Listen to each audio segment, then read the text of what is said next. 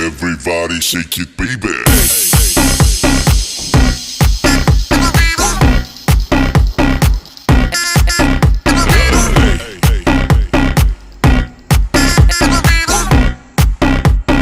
Everybody shake it, baby. Kita akan menuju Penyindangan nih, untuk menemui Kepala Desa Penyindangan, Kecamatan Pakenjing, Kabupaten Garut, Pak Dinur. Ya, Untuk mengklarifikasi ya? Mengklarifikasi kasus dugaan pemotongan pada program PKH tahun 2015 Nah, 2015 sampai 2017, di mana hari itu Pak Dinur yang sekarang menjadi Kepala Desa Penyindangan adalah sebagai koordinator Kecamatan Pakenjing. Pendamping ya? Pendamping. Ya. Kita sebentar lagi akan masuk ke Desa Wilayah Penyindangan ini.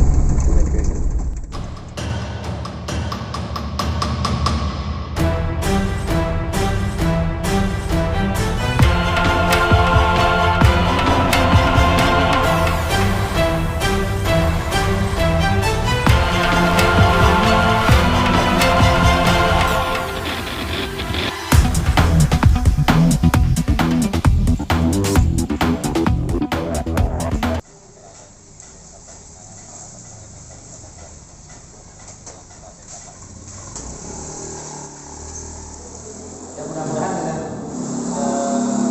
adanya ini muncul mana-mana ini menjadi hal terakhir yang muncul, permasalahan terakhir yang ada kesadaran nanti. Karena kalau mengumpulkan itu kan susah lah ya, susah. Kita pun sudah memberikan kan dari undangan katanya kalau sudah mampu kita harus buat sendiri, tapi kan habis komponen. Kalau habis komponen ya kita dari sistem bisa dihapus kan. Yang jelas itu ada tuntutan bahwa Kang siapa namanya? Jajang SM. Jajang SM.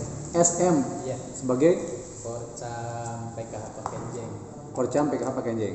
Oke Kang, langsung to the point aja. Kemarin ada salah satu insiden ya, masyarakat mengadukan persoalan ke DPRD dan kemudian memang sempat viral nih. Katanya ada 2 orang warga yang melapor ke Polda. Sebenarnya itu pelaporan atau seperti apa Kang? Sebenarnya itu terjadi setelah kami dari pihak PKH turun ke lapangan bersama Korka. Ternyata itu terjadi dikarenakan adanya bukan paksaan ya paksaan dari salah satu pihak yang memang ada hal-hal lain di Desa Penyindangan. Sebenarnya itu terjadi seperti itu, dan kami telah mengkonfirmasi, bahkan KPM yang satu itu telah membuat pernyataan. Ketika kami datang ke Desa Penyindangan langsung membuat pernyataan, dan itu ada bukti-bukti surat pernyataannya di kami itu, kemudian ada bukti rekaman, seperti itu yang terjadi. dari intinya bukan atas inisiatif pribadi KPM itu sendiri ya? Bukan, kalau melihat keterangan yang diberikan oleh KPM kepada kami pihak PKH di Pakenjing. Oke. Yang persoalan yang ingin kita ketahui Kang, itu sebenarnya mereka melapor ke Polda atau semacam surat Kabar itu mereka mengirimkan surat ke Polda itu via PT Pos. via PT Pos? Iya, via PT Pos. Kalau Bentuknya itu pelaporan atau pemberitahuan atau apa?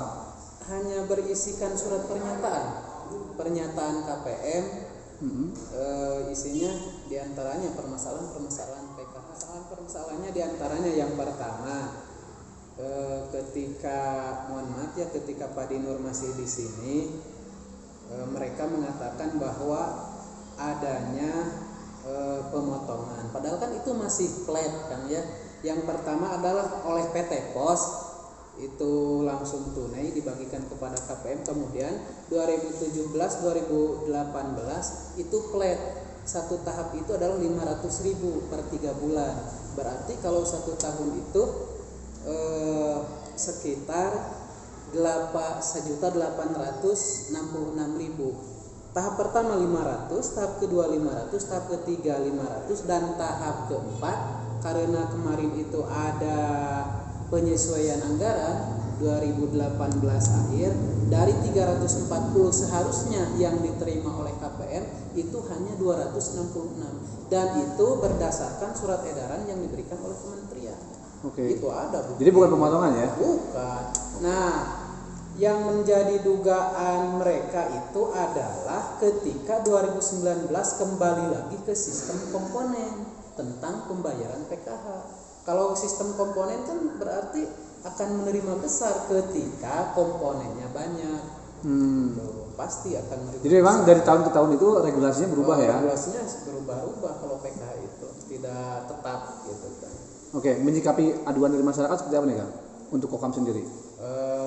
Kalau saya sebagai Korcam itu adalah terus memberikan pemahaman, mengedukasi masyarakat tentang bisnis proses PKH.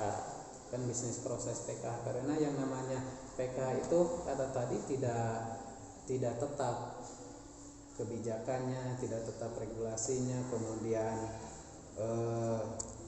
bisa saja tahun ini bantuannya berkurang, tahun depan bertambah, karena itu melihat komponen yang ada pada KPM, Pak, yang ada pada KPM.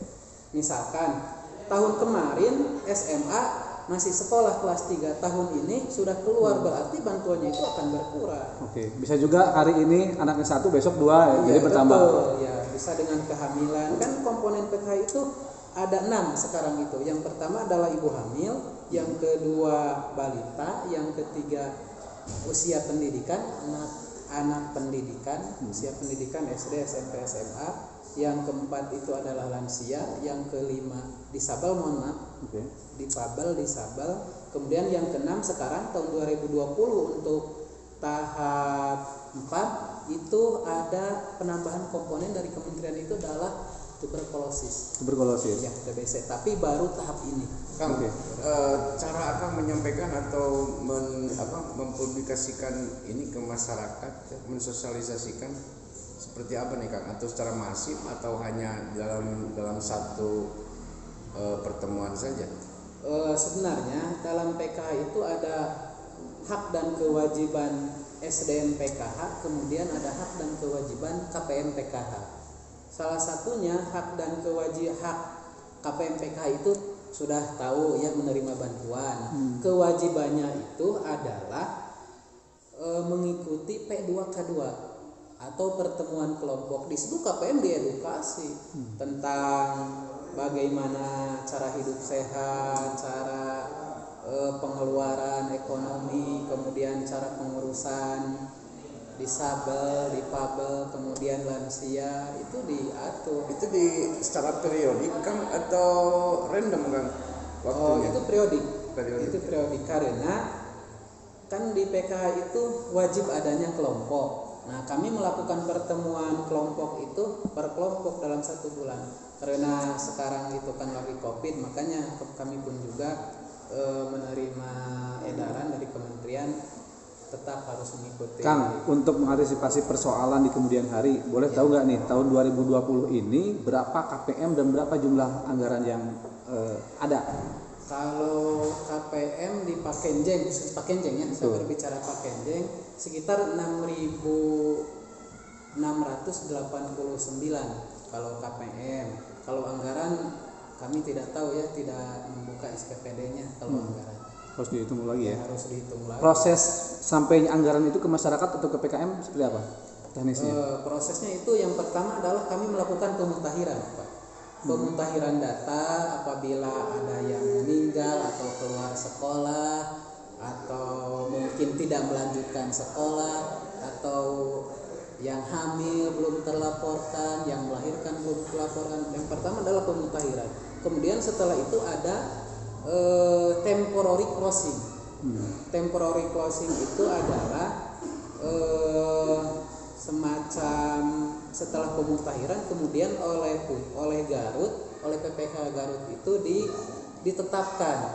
Nah, di situ akan ada mana yang data yang anomali, mana yang data belum dimutakhirkan. Kemudian kami diberi waktu lagi oleh PKH Garut untuk melakukan pemutahiran lagi. Nah, setelah itu temporary closing TC tahap 1, TC tahap 2, TC tahap 3 dan 4, baru final closing. Nah, final closing itu sudah penganggaran untuk tahap berikutnya. Oke. Ya. Teknisnya itu pengambilan uangnya melalui BNI atau BRI atau melalui apa? Sebenarnya kalau melihat regulasi di Garut kan sekarang itu himbarannya BNI. Ada kalau memang KPM dekat ke agen BNI ya ke agen BNI saja. Tapi di sini kan banyak agen BRI, kemudian BPRKS. Ketika KPM mau menggesek ke sana ya tidak apa-apa, itu hak KPM. Oh, itu tergantung nomor rekening yang dimiliki masyarakat itu. Iya, betul. Oke. Tergantung agen ya. Tergantung agen. Karena kan di Garut itu hanya BNI saja hari ini sampai tahun 2020 itu bank penyalur itu adalah bank BNI. Bank BNI. Iya. Kang Ari, si KPM ini menerima ada aduan juga ya, bukan aduan. Iya. Ada keluhan dari KPM sendiri tentang kartu ATM-nya yang dikuasai oleh ketua kelompok atau siapapun itu. Nah, ini antisipasinya agar tidak terjadi gejolak itu seperti apa sih? Sebenarnya kementerian itu telah menggembor-gemborkan bahwa kartu ATM itu harus dipegang sendiri. Nah, kalau melihat di Pakenjeng memang bervariatif. Kebanyakan memang kalau yang dekat dengan agen, kemudian jarak tempuh ke agen tidak jauh, tidak lansia, tidak disabel, itu sebenarnya menggesek sendiri. Tapi kalau di pelosok-pelosok Pak ya yang terjadi di Pakenjeng dengan kearifan lokal, dan itu sebenarnya kami tidak pernah menginstruksikan sebagai pendamping, sebagai porcam dan siapapun termasuk PKH Garut tidak pernah menginstruksikan bahwa ATM harus dipegang oleh kelompok. Hanya saja suka ada yang lansia, kemudian yang jauh ke tempat penggesekan, dititipkan ke kelompok. Berarti situasional itu ya? Ya, situasional. Aturannya itu diperbolehkan? Kalau menurut kearifan lokal ya mungkin seperti itu, tapi kami tidak pernah menginstruksikan harus seperti itu. Silakan saja, itu mah aturannya ketua kelompok dengan KPM. Kami tidak pernah ikut campur. Oke. Misalkan ada salah satu kasus Pak seperti ini. Ketika hanya mempunyai satu komponen SD, misalkan 225. SD itu kan per satu tahap itu 225. Ada satu kasus memang di Pakenjeng, desanya sangat terpencil. Kemudian karena ingin mencairkan ke kota, misalkan ke bank, ke ATM BNI Cikajang, bantuannya hanya 225. Mereka itu ngojek. Ngojek itu adalah 100.000, bayangkan. Ke ATM besar yang bisa diambil dari 225 kan cuma 200. Itu kan habis. Betul. Kan? Habis di ongkos di jalan ya. Habis ongkos di jalan, mungkin tidak akan terbawa ke rumah oleh KPM itu. Oke. Kang, agar masyarakat ini bisa memanfaatkan bantuan itu, apa pesannya Kang? Yang pertama, masyarakat harus paham bahwa PKH itu bukan serta-merta bantuan, tapi ada syarat yang harus ada di masyarakat. Uang PKH itu yang pertama adalah harus dimanfaatkan untuk kesehatan ibu hamil dan balita. Kemudian untuk menopang sedikitnya adalah biaya pendidikan. Yang ketiga adalah untuk kesejahteraan sosial. Kesejahteraan sosial itu adalah lansia dan disabilitas. Kemudian yang keempat itu yang komponen hari ini yang telah ditetapkan oleh kementerian adalah untuk yang mengidap tuberkulosis. Ya. Jadi memang anggaran itu diharapkan oleh masyarakat digunakan sesuai dengan komponen yang diberikan oleh pemerintah. Dan KPM Bu, atau seberapa tahunan? Genap tahun. Dari 2014 akhir sampai sekarang. Dupi Ibu, kami dupi Bapak, saminya berarti dalam tahun bareng intinya. Ya. Bu, naon nu karaos mangpaatna naon teh PKH kanggo ibu sakulah wargi naon sih Bu? Alhamdulillah gitu. Biasa ngalanjutkeun sekolah barangkali abdi sampai aya anu lanjut kuliah gitu. Ayeuna teh. Alhamdulillah di tempat kuliah punya beasiswa. Alhamdulillah. Berkat dukungan PKH. Alhamdulillah abdi berterima kasih ke pemerintah. Udah berjalan alhamdulillah. Terima kasih. Dupi ibu kumaha ibu manfaat PKH kanggo ibu sakulah wargi? Kami abdi alhamdulillah biasa barangkali biasa sekolah. Ya sebetulnya Mohon ibu sabar hiji murang kali. abdi Opat.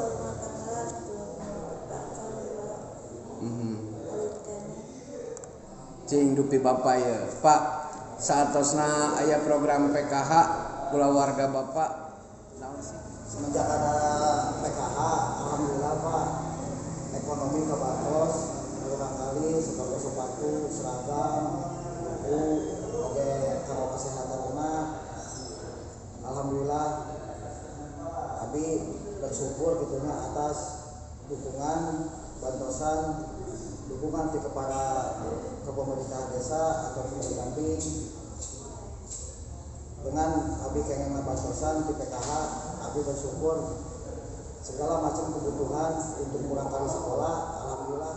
Di KPM masihan ke abdi itu kebijakan. Kan ibu KPM. Akan abdi jantan ketuana. Abi itu kan kerja terus ngumpul-ngumpul kakak gitunya suka.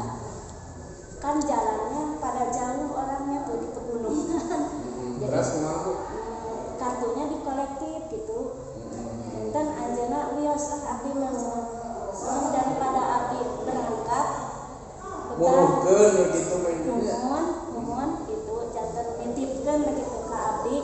Berarti eta mah aku ibu sudah jadi anak pungutan ibunya. Teu eta mah kasakalidoanana mun teu aya paksaan untuk kasihan ke wios. Sabaraha itu sok masih Masihanana aya 5.000, aya 10 gitu. jantan wajar ya. Mohon ya wios. Itu ber- Selama aya kendala naon di PKH ka aya di ibu? Aya kendala Aya kesulitan teh ku ibu dirasakan dina PKH. Teu aya. Bapak kumaha? Selama ieu mudah selama janten KPM mudah mencarikan atau aya kendala naon pami aya kendala? Alhamdulillah Pak, tidak percaya segala bersyukur ya.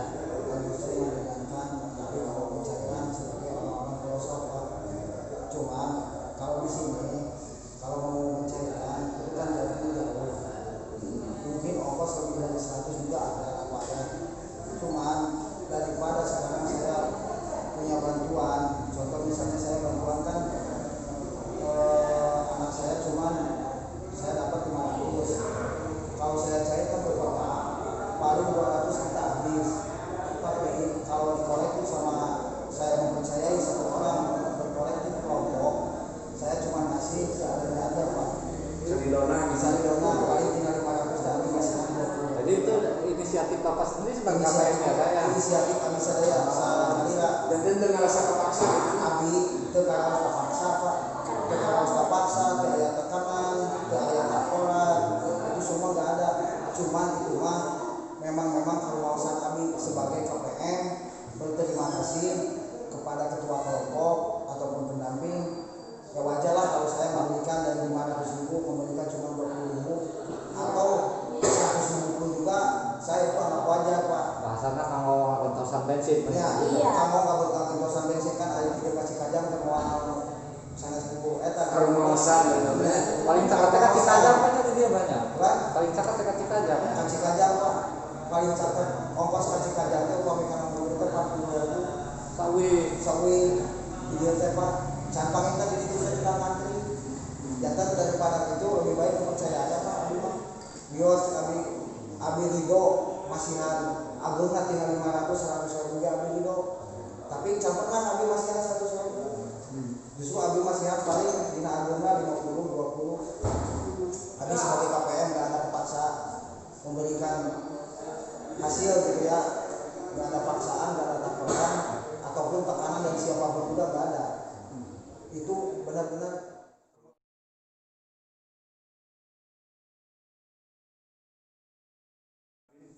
pemahaman Pak Kades itu seperti apa?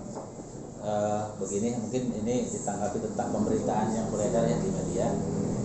Setelah diadakannya audiens di kantor DPRD Garut, sebetulnya kalau berbicara tentang permasalahan yang ditulis di beberapa media ya terkait dengan adanya laporan bahwa saya sebagai kepala desa Panjenengan dilaporkan masalah pekerjaan saya di tahun 2015 sampai 2018, sebetulnya ada hal yang memang harus dikoreksi, yaitu salah satunya disebut dilaporkan, sebetulnya saya tidak ada dilaporkan di sana itu, karena saya lihat itu hanya surat pernyataan yang disampaikan, saya tahu ke Polda atau kemana, surat pernyataan dari KPM bahwa ada temuan-temuan. Jadi tidak ada di sana diterangkan saya dilaporkan sebetulnya. Yang selanjutnya diklarifikasi waktu itu dengan Polkap, dari Dinsos itu diklarifikasi ke lapangan, ternyata dengan pengakuan yang sebetul-betulnya di keluarga beliau ya itu hanya kesalahpahaman, karena yang diadukan oleh mereka beberapa hal yang memang itu menjadi sebuah keputusan atau kebijakan dari pusat itu. Ya salah satunya tentang pembiayaannya, dalam arti plat pembayaran. Kalau waktu saya mendamping di 2015-2016 itu kan plat 500.000 ya, kalau nggak salah 500.000 oleh PT Pos, bukan kan BNI. Jadi kalau mereka kemarin print rekening koran untuk membuktikan pelanggaran di 2015 sampai 2018, saya kira tidak ada di BNI, karena BNI itu masuk di akhir 2017. Jadi ketika BNI ke sini saya cuma 6 bulan mungkin dengan BNI itu. Pertama itu. Kemudian waktu itu pun sudah diklarifikasi, walaupun saya sebagai pimpinan di Desa Panjenengan tetap punya etika. Saya punya izin ya, diminta izin ke beliau, termasuk pemerintah setempat, Pak RW. Walaupun malam itu yang dikatakan katanya jam 12 malam, sebetulnya kalau waktu itu saya itu jam 19.30, setengah 8 malam, saya minta izin ke yang bersangkutan ya, karena saya juga kenal dekat dengan suaminya, dia mengizinkan, lalu saya datang. Itu ada semacam waktu itu minta izin untuk direkam pengakuan beliau ya, seperti itu pengakuannya sebetulnya, hanya tidak tahu kenapa, tapi saya kira itu kalau melihat perkembangan kesini ya itu ada tekanan dari pihak lain katanya, jadi berubah lagi sehingga dia datang ke Garut untuk audiens, padahal masalahnya itu saja. Adapun permasalahan yang pertanyakan atau ada yang dalam pernyataan yang disampaikan yang menurut beliau itu ke Polda, saya nggak tahu itu kemana, itu kan berkaitan dengan bencana Donggala atau bencana Palu, yang menurut mereka asumsinya adalah 500.000 beliau itu harus menerima, padahal itu terkena dengan efisiensi yaitu 266.000, itu nasional bukan hanya di kita. Itu satu permasalahan. Yang keduanya, kalau selama saya 2015 sampai 2016 dan 2017 pertama BNI itu nilainya kan 500.000 plat, dan 2019 ketika saya sudah tidak mendamping nilainya berubah menjadi 1.850.000 menurut dia itu ya, karena 2019 udah kembali ke komponen, dihitung komponen. Kalau plat nggak dihitung kan, mau 1, 2 atau 3 anak tetap semuanya itu 500.000. Kalau dengan sistem komponennya dihitung mulai dari SD, SMP sampai ke SMA. Itu mungkin yang harus dipahami oleh semua tentang pemberitaan-pemberitaan yang mengarah bahwa Desa Panjenengan atau kepala desanya itu dilaporkan ke Polda. Padahal tidak ada pelaporan seperti itu. Merasa ada penyerangan secara personal gitu ke Pak Kades dari lawan-lawan politik atau seperti apa Pak Kades? Ya kalau melihat kronologis yang mungkin tidak bisa disampaikan secara detail ya, mungkin terkait ke hal yang itu. Karena ginilah, kalau berbicara tentang pelanggaran bantuan Pak, itu kan ada istilah klarifikasi di lapangan, itu dibuktikan dulu apa pelanggarannya, berapa kerugiannya gitu. Dan biasanya dari dulu juga ada KPM yang memang salah paham kadang, atau merasa kenapa anak 2 ini yang dibiayai hanya 1, ternyata ketika dicek oh itu belum dimasukkan, belum ke kartu keluarga kayak gitulah. Tapi kan selesai dengan fakta-fakta yang ada kemudian diajukan ya biasa normal kembali kayak gitu. Kalau ini kan langsung aja, langsung ekspos sedemikian rupa seolah-olah saya itu memotong dana bantuan dari 2015 sampai 2018 dengan hitungan yang wah gitu fantastis. Mungkin bisa dihitung kalau saya satu kali pencairan dapat 200 juta, wah itu seperti apa pelanggarannya gitu Pak. Pak, barusan kan Bapak ada indikasi bahwa seseorang yang kemarin mengaudiensi Bapak itu ada tekanan nih. Ya. Apakah Bapak sudah mengidentifikasi seseorang itu? Kalau masalah Apa yang akan Bapak lakukan? gini, kalau masalah mengidentifikasi ya jelas karena mungkin beberapa orang di sana hadir ada juga. Itu berdasarkan keterangan dari KPM-nya sendiri. Diterangkan namanya ini, oh iya. Ternyata pas audien ada di sana. Dan saya juga untuk yang kedepannya ini kan walaupun bagaimana ini rakyat saya ya, warga kami di Desa Panjenengan. Karena kalau melihat delik saya juga bisa menyerang balik untuk melaporkan atau apa. Tapi kan di sana kalau lihat detailnya kan yang maju itu kan KPM warga saya, jadi tidak mungkin saya harus melaporkan rakyat saya sendiri lah gitu. Jadi saya ingin lebih jelasnya nanti bertanya lebih jelas secara pendekatan personal itu kronologisnya seperti apa. Yang saya takutkan adalah orang-orang atau masyarakat yang polos pemikirannya dimanfaatkan oleh orang-orang yang punya kepentingan untuk pribadinya itu saja.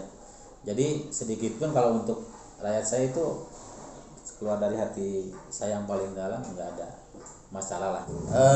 Saya mengimbau kepada masyarakat Panjenengan khususnya umumnya di Pak Kenjeng lah ya. Jadi jangan sampai ketika ada hal-hal yang memang tidak dipahami, merasa ada kejanggalan itu bertanya kepada orang-orang yang memang tidak tahu menahu tentang namanya regulasi lah, semacam regulasi atau sistem yang ada di PKH lah gitu ya. Jadi ketika ada aduan, ketika ada yang tidak paham, ketika tidak sesuai bantuannya itu tolong mungkin ditanyakannya bukan ke pihak-pihak yang tidak berkaitan, bisa ditanya ke pendamping dengan dibarengi oleh Pak RT atau Pak RW, atau kalau memang permasalahannya tidak selesai juga atau tidak bisa tidak dapat jelas itu kan bisa dengan desa, kita bisa memfasilitasi. Nah kalau untuk di Panjenengan sendiri kayak kemarin ketika ada permasalahan, saya sebagai kepala desa memanggil KPM dengan pendampingnya, disangkanya saya ikut. Kenapa ini diluruskan oleh kepala desa? Kan itu hak kita itu. Nah itu jangan sampai seperti itulah. Karena hari ini pun Pak, kalau kita melihat di lapangan masih banyak berkeluyuran yang nanya-nanya tentang berbagai hal yang kaitan dengan PKH. Tapi yang anehnya itu ke saya yang tentunya dulu pernah menjadi pendamping PKH Korsam dulu itu Pak. Bapak merasa dirugikan secara pribadi atau lembaga di desa dengan adanya persoalan yang kemarin ramai di media?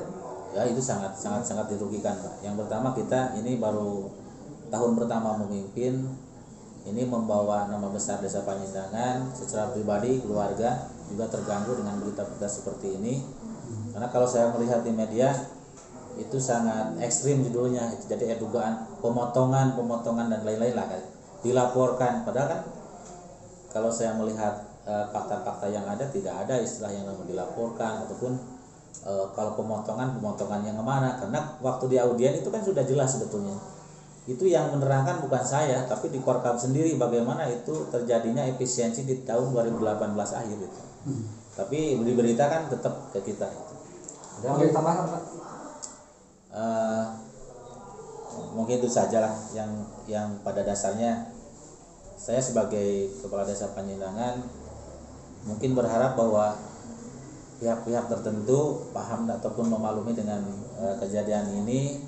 Adapun yang berkaitan dengan dugaan-dugaan dan lain sebagainya itu bisa diselesaikan dengan aturannya sendiri gitu, bukan dengan hal-hal yang berkaitan supaya dikatakan untuk menjatuhkan nama baik saya pribadi sebagai kepala desa. Dan mungkin yang paling utama ketika hal-hal ini tidak bisa diselesaikan, dalam artian jangan seperti kemarin lah, ketika hal ini bisa diselesaikan di desa gitu maksud saya, maka itu ya diselesaikanlah di lapangan di desa, kemudian dengan pendampingnya ada. Jangan sampai ada masalah-masalah gini dijadikan sebagai objek politik oleh yang berkepentingan, yang rugi kan kita semua. masyarakat menjadi resah.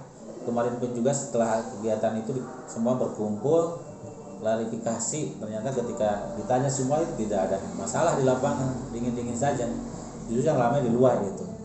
Dan sekarang di lapangan mulai ramai itu masyarakat seolah-olah menyalahkan orang yang bukan melaporkan, yang datang audien itu gitu. Karena kalau yang lain paham, kalau beliau maaf itu saya tadi ditanya ke ketua kelompoknya, bagaimana dia selalu ikut pertemuan kelompok? Enggak, ternyata dia jarang sekali ikut pertemuan kelompok, makanya informasi nggak akan sampai ke beliau itu, gitu Pak. Oke, terakhir kami menyikapi kasus ini seperti apa nih? Ya, menyikapi kasus ini menjadi sebuah pembelajaran besar buat kita sebagai pemangku kebijakan, mungkin juga kepada adik-adik kita di pendamping PKH, dalam artian ini harus benar-benar hati-hati di dalam mengurus pekerjaan inilah katakannya, karena secara yang namanya mengurus uang lah, jangankan yang uang nilainya PKH kan besar sekali untuk pakainya berapa ribu orang, pastilah ketika ada hal-hal yang dipahami oleh mereka itu sebagian kadang bisa dijadikan masalah, karena kebijakan pemerintah kan tidak sama di PKH itu, kadang tahun ini sistemnya, tahun depannya begini. Nah, sementara di bawah itu sosialisasi itu kan terbatas Pak. Jadi, sekarang di rumah itu nilainya harusnya sekian. Kenapa ini sekian? Nah, kadang informasinya belum sampai, tapi kan masyarakat ini ribuan pemegang ya bisa jadi masalah juga.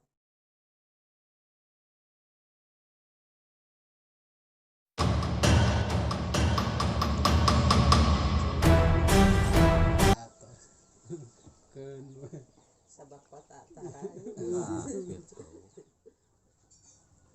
Aya manfaatna teu Bu kanggo masyarakat sapertos Ibu? kantenan Naon sih Bu manfaatna PKH kanggo Ibu teh Ci? biasa ngabantos kana keperyogian marurang kali sakola atuh naon ngabantos kana kebutuhan abdi gitu. Alhamdulillah gitu tah. Terus Bu artos PKH eta teh ku Ibu teh dianggok naon wae gitu teh. Bangsa upami keperyogian murang kali sakola bangsa sepatu bukunya tatos teh aya dianggo eta upami keperyogian sakola atuh naon tos kecekapan gitu tah dianggo naon kebutuhan abdi gitu tah. Berarti seueur manfaatna. Lalu pamiseur manfaatna kitu Ibu teh panginten program PKH teh ulah dugi kali ren pengennya harapan Ibu teh panginten. Pak Dinur sakeluarga ti Simabi sakeluarga tina sagala kalepatan abdi eta berangkat tina kabodohan abdi kumargi kitu sakali deui abdi hapunten ka Pak Dinur.